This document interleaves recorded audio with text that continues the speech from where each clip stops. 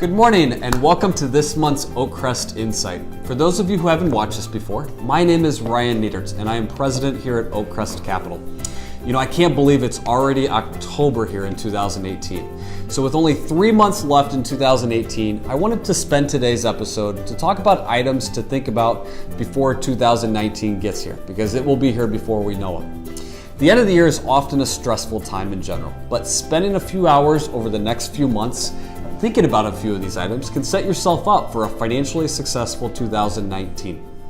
So one of the things to think about over the next couple months are taxes. Many clients I talk to don't meet with their accountant until March of 2019 to do their 2018 taxes. So I often suggest meet with your accountant now to make sure you're ready for tax season next year. So if you're a business owner, maybe it's a good time to review your tax situation, determine if you need to make any purchases for your company, or if you have enough estimated taxes put away.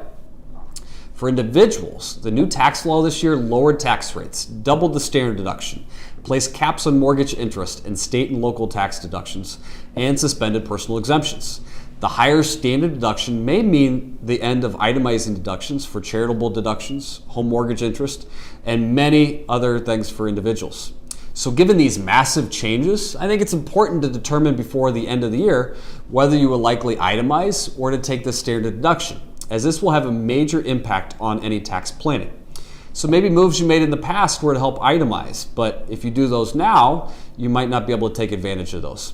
So for these reasons, have a checkup with your accountant to review everything now instead of waiting until March of 2019. Next, maybe look at your insurance policies. If you're on Medicare, review your policy and supplements. Many clients I talk to have drugs that may not be covered anymore.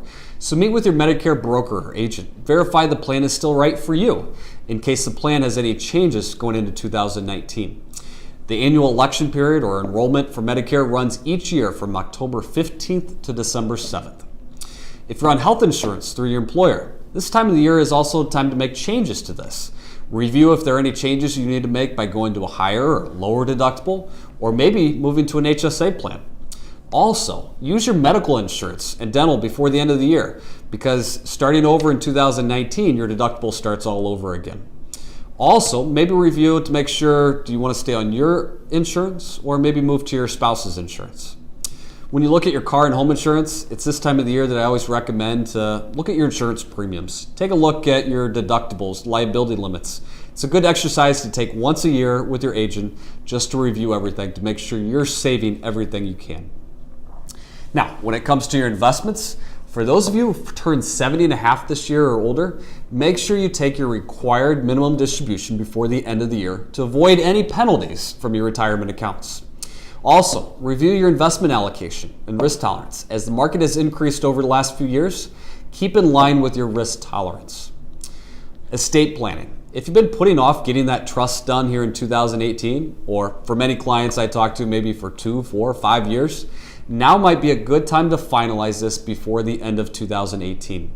If you already have a trust done, take a moment to review your beneficiaries. Make sure they haven't changed since you last reviewed them.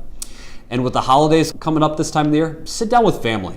Make sure they have copies of these important documents if they're executor, trustee, or guardian. And lastly, set goals for the holidays and 2019 other expenses.